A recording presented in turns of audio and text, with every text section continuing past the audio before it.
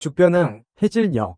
짠 내음 가득한 바닷바람이 허름한 초가집 사이를 헤집고 다녔다. 한서구, 16. 그는 퀭한 눈으로 바다를 노려봤다. 며칠 전 아버지는 세금을 내지 못했다는 이유로 끌려갔다. 어머니는 병석에 누운 지 오래였다. 서구는 마을 부호 최씨 아들놈들에게 툭하면 얻어맞았다. 그들의 눈에 서구는 그저 힘없는 벌레였다. 서구야, 또 멍하니 바다만 보느냐?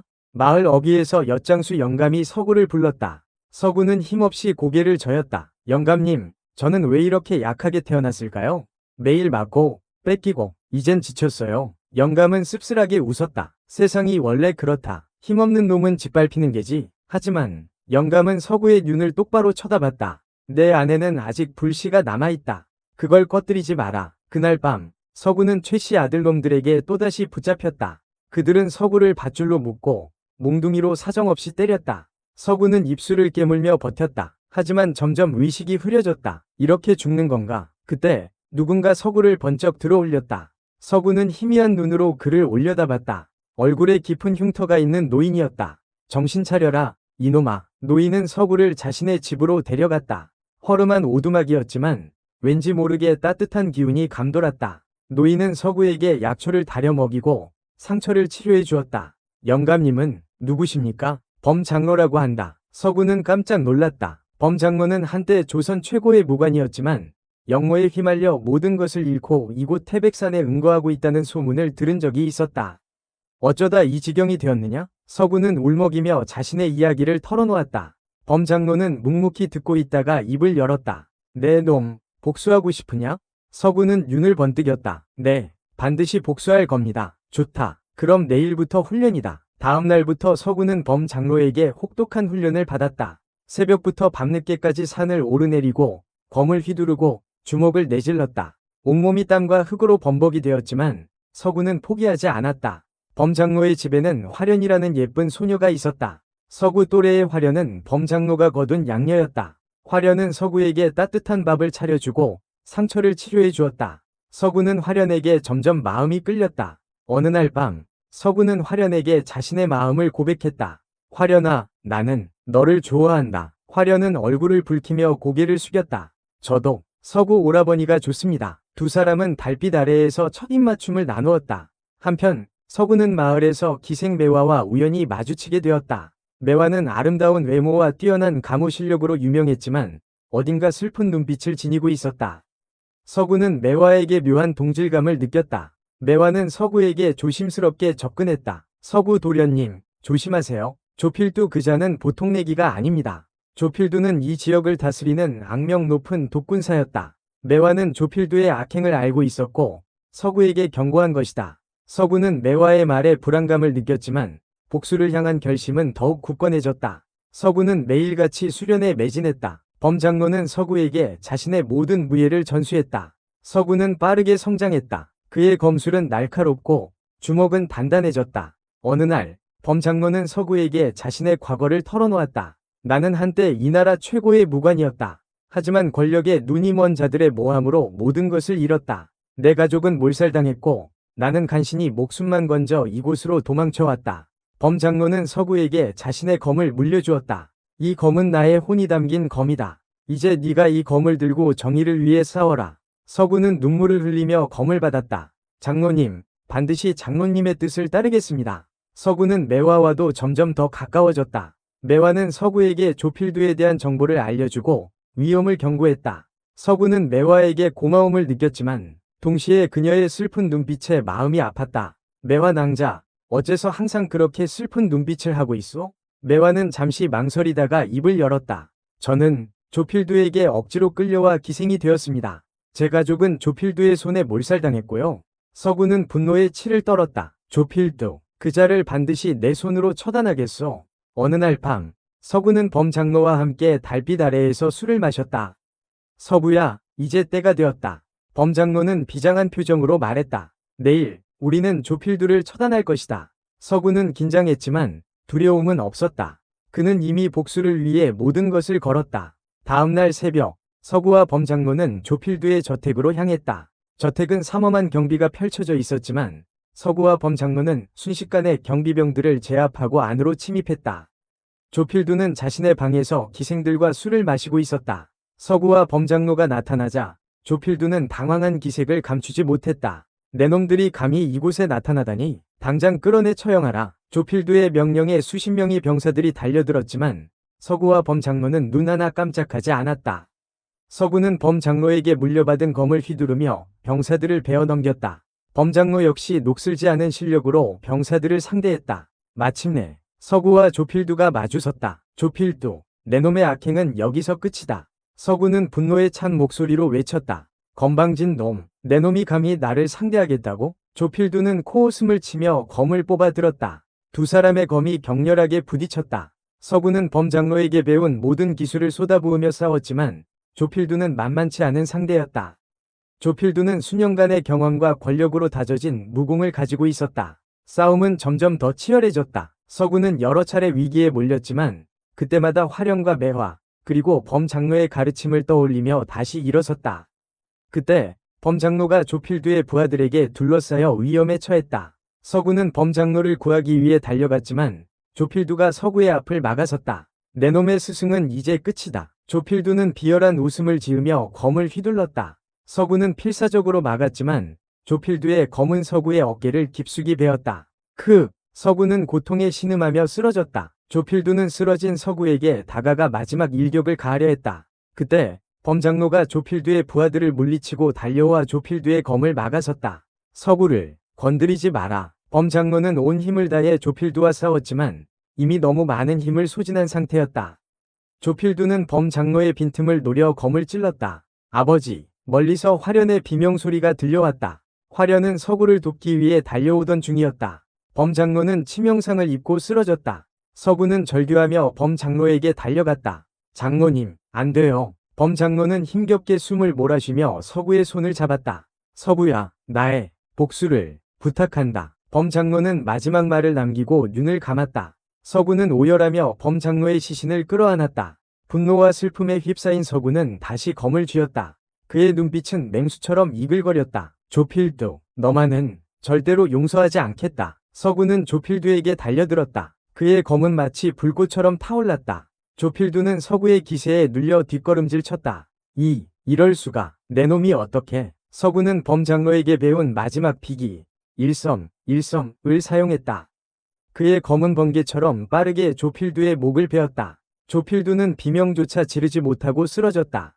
그의 눈은 공포와 허탈함으로 가득 차 있었다. 서구는 조필두의 시신을 노려보며 분노를 사겼다. 하지만 그의 마음은 여전히 슬픔으로 가득 차 있었다. 그때 화련이 달려와 서구를 끌어안았다. 서구 오라버니, 괜찮으세요? 서구는 화련의 품에 안겨 눈물을 흘렸다. 화련아, 장로님께서 돌아가셨다. 두 사람은 서로를 부둥켜 안고 한참 동안 울었다. 그때 낯선 인기척이 느껴졌다. 서구는 고개를 들었다. 어둠 속에서 한 여인이 나타났다. 매화였다. 서구 도련님. 매화는 슬픈 눈빛으로 서구를 바라보았다. 매화 낭자. 매화는 서구에게 다가와 그의 상처를 살폈다. 많이 다치셨군요. 매화는 품에서 약초를 꺼내 서구의 상처에 발라주었다. 저는 조필두에게 복수하기 위해 이곳에 왔습니다. 하지만 이미 늦었군요. 매화는 씁쓸하게 웃었다. 서구 도련님, 이제 어쩌실 건가요? 서구는 잠시 생각에 잠겼다. 저는 장로님의 뜻을 이어받아 이 세상을 바로잡을 것입니다. 힘없는 백성들을 괴롭히는 자들을 처단하고 정의로운 세상을 만들 것입니다. 매화는 서구의 말에 감동받은 듯 눈물을 글썽였다. 서구 도련님, 정말 훌륭하십니다. 저도 도련님을 돕고 싶습니다. 서구는 매화의 손을 잡았다. 매화 낭자, 고맙소. 그때 화련이 조필두의 품에서 작은 서찰을 발견했다. 서구 오라버니, 이것 좀 보세요. 서구는 서찰을 받아 읽었다. 서찰은 조필두가 청나라와 내통하고 있다는 증거였다. 이런, 조필두는 단순한 탐관오리가 아니었어. 나라를 팔아먹는 매국노였던 거야. 서구는 분노에 치를 떨었다. 이 사실을 반드시 세상에 알려야 한다. 서구는 매화, 화령과 함께 조필두의 죄상을 밝히고 그의 잔당들을 처단하기 위해 길을 떠났다. 하지만 조필두의 저택을 나서려는 찰나 화련이 갑자기 쓰러졌다. 화련아. 서구는 쓰러진 화련을 부축했다. 화련은 안색이 창백했고 숨을 헐떡이고 있었다. 자세히 보니 조필두와 싸우는 과정에서 등에 칼을 맞은 듯 했다. 괜찮다. 괜찮아. 화련은 힘겹게 미소 지었지만 서구는 그녀의 상태가 심각하다는 것을 알 수 있었다.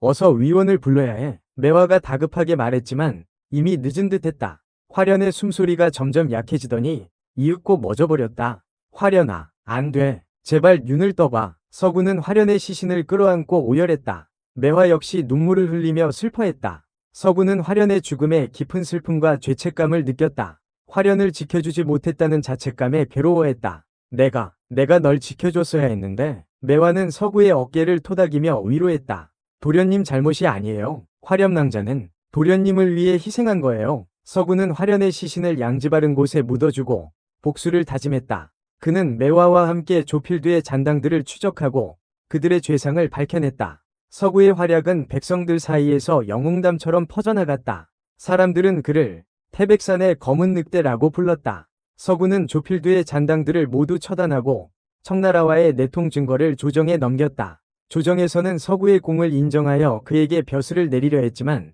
서구는 거절했다. 저는 벼슬에는 관심이 없습니다. 그저 힘없는 백성들을 돕고 정의로운 세상을 만들고 싶을 뿐입니다. 서구는 범장로의 뜻을 이어받아 태백산에 무관을 세우고 가난하고 소외된 사람들을 가르치고 훈련시켰다. 어느 날 서구는 매화를 찾아갔다. 매화는 조필두에게 모진 고문을 당해 몸과 마음이 만신창이가 된 상태였다. 매화 낭자, 이제 괜찮소? 서구는 매화의 손을 잡으며 물었다. 매화는 힘없이 웃었다. 저는 이제 괜찮습니다. 도련님께서 복수를 해주셨으니 그걸로 충분합니다. 서구는 매화의 슬픈 눈빛에 가슴이 아팠다. 매화 낭자, 이제부터는 내가 낭자를 지켜주겠소. 서구는 매화를 자신의 무관으로 데려와 함께 살았다. 두 사람은 서로에게 위지하며 상처를 치유해 나갔다. 시간이 흘러 서구는 백성들의 존경을 받는 지도자가 되었다. 그는 자신의 무관을 통해 정의로운 세상을 만들기 위해 노력했다. 어느 날 밤 서구는 화련의 무덤을 찾아갔다. 그는 무덤 앞에 꿇어앉아 화련에게 말을 걸었다. 화련아, 잘 지내고 있느냐? 나는 네가 꿈꾸던 세상을 만들기 위해 열심히 노력하고 있다. 언젠가 우리 다시 만날 수 있겠지? 서구는 눈물을 흘리며 밤하늘을 바라보았다. 밤하늘에는 수많은 별들이 반짝이고 있었다. 서구는 매화와 함께 힘을 합쳐 백성을 괴롭히는 탕관오리들을 처단하고 청나라의 침입을 막아내는 공을 세웠다. 하지만 그 과정에서 매화는 큰 부상을 입게 되었고 결국 서구의 곁을 떠나게 되었다. 서구는 슬픔에 잠겼지만 백성을 지키기 위해 다시 일어섰다. 그는 범장로와 화련, 그리고 매화의 가르침을 가슴에 새기고 더욱 정의로운 세상을 만들기 위해 평생을 바쳤다. 세월이 흘러 서구는 백발의 노인이 되었지만 그의 눈빛은 여전히 맑고 강렬했다. 그는 죽는 날까지 백성을 위해 헌신했으며 그의 이름은 영원히 백성들의 마음속에 영웅으로 기억되었다. 서구는 자신의 삶을 되돌아보며 비록 험난하고 고통스러운 길이었지만 후회는 없다고 생각했다. 그는 자신이 사랑했던 사람들의 희생을 헛되지 않게 하기 위해 최선을 다했고 그 결과 세상은 조금이나마 더 나은 곳이 되었다. 서구는 마지막 숨을 거두며 하늘을 향해 미소 지었다. 그는 이제 사랑하는 이들이 기다리는 곳으로 돌아갈 수 있었다. 서구는 죽기 전 자신의 제자들에게 유언을 남겼다. 힘없는 자들을 돕고 정의를 위해 싸워라. 그것이 진정한 무인의 길이다. 서구의 제자들은 스승의 유언을 가슴에 새기고 그의 뜻을 이어받아 세상을 바로잡기 위해 노력했다. 그들은 서구의 가르침을 바탕으로 새로운 무술유파를 창시하고 수많은 제자들을 양성했다. 서구의 이야기는 입에서 입으로 전해져 내려오며 전설이 되었다. 사람들은 그를 태백산의 검은 늑대라고 부르며 칭송했고 그의 무덤은 성지가 되었다. 수백 년 후 조선은 멸망하고 새로운 시대가 열렸지만 서구의 정신은 여전히 살아남아 사람들에게 영감을 주었다. 그의 이야기는 책, 연극, 영화 등 다양한 형태로 재창조되며 끊임없이 새로운 생명을 얻었다. 어느 날 한 젊은이가 서구의 무덤을 찾아왔다. 그는 서구의 이야기를 읽고 감명을 받아 그의 정신을 이어받고 싶어 했다. 젊은이는 무덤 앞에 꿇어앉아 기도했다. 서구 할아버지, 저에게 힘과 용기를 주십시오.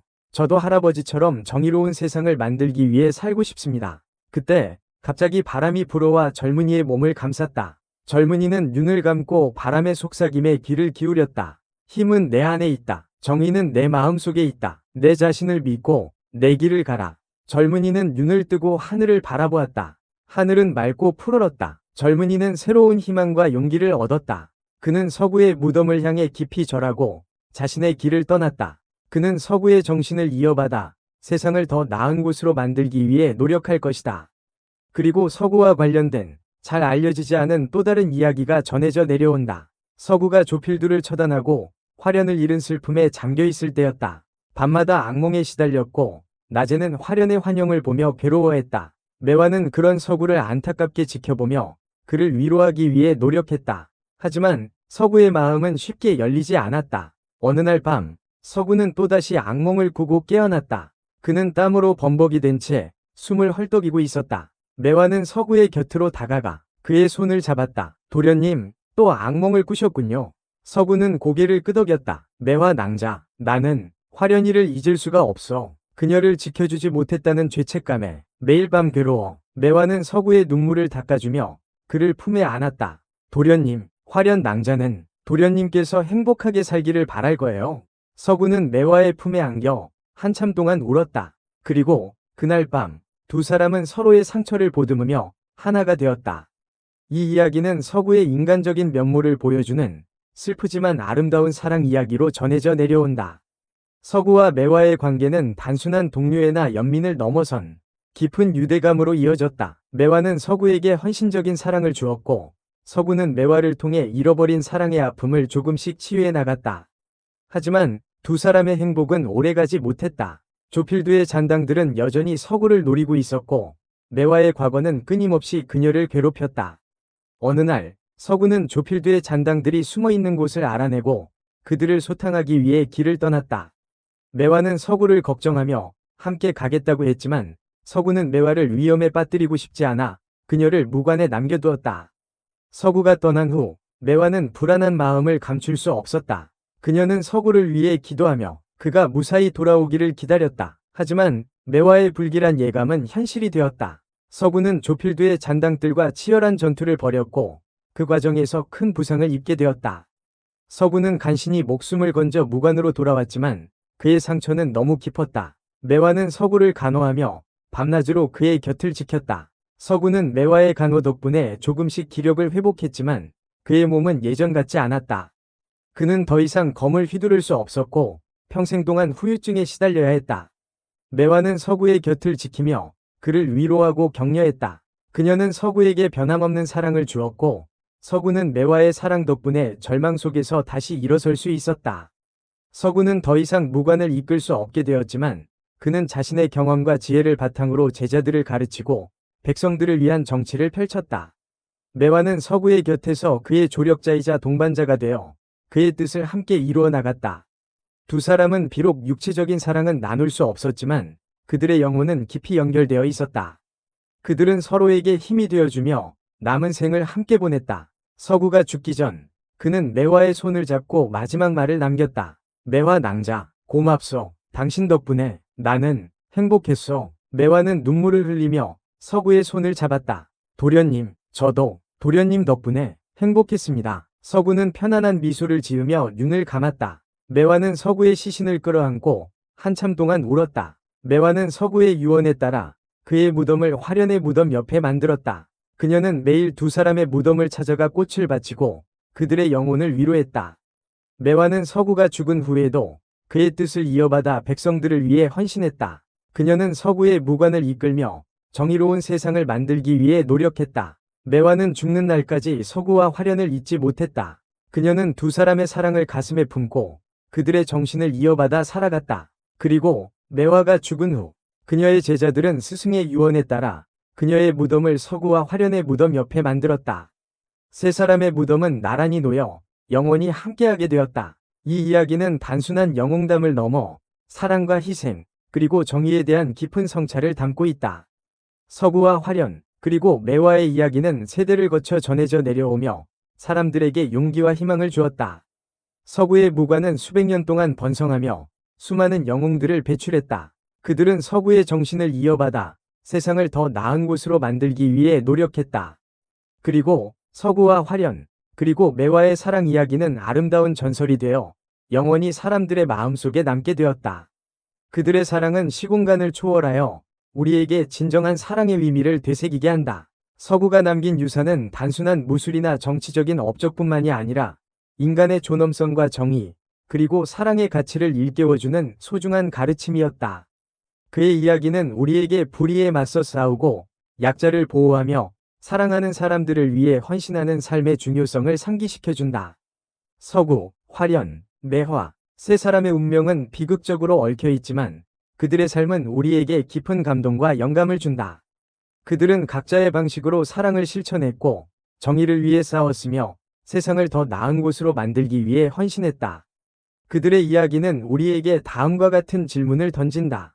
진정한 사랑이란 무엇인가? 정의로운 삶이란 무엇인가? 우리는 어떻게 살아야 하는가? 이 질문들에 대한 답은 각자 다르겠지만 서구와 화련, 그리고 매화의 이야기는 우리에게 그 답을 찾아가는 여정에 동참할 것을 촉구한다.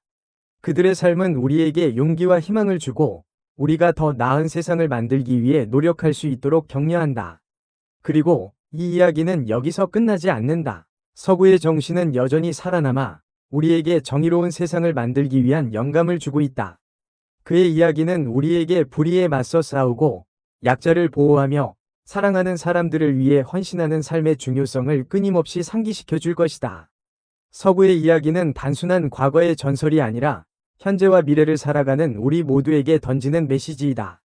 그의 삶은 우리에게 진정한 용기와 희생, 그리고 사랑의 의미를 되새기게 하며 우리가 더 나은 세상을 만들기 위해 노력할 수 있도록 이끌어 줄 것이다.